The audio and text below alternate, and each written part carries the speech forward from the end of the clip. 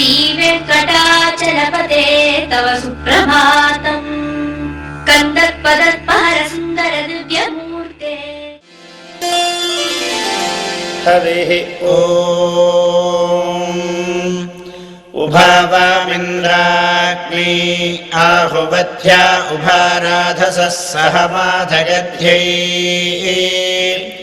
उभादातारा विशाखोरजीर्णा बुभावाजस्य सातजे हुवेवाम् अश्रवगो हि भूरिदावत्तरावां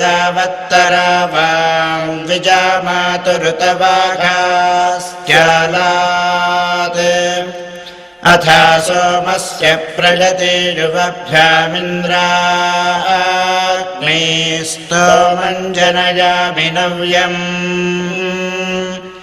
इन्द्राग्नेन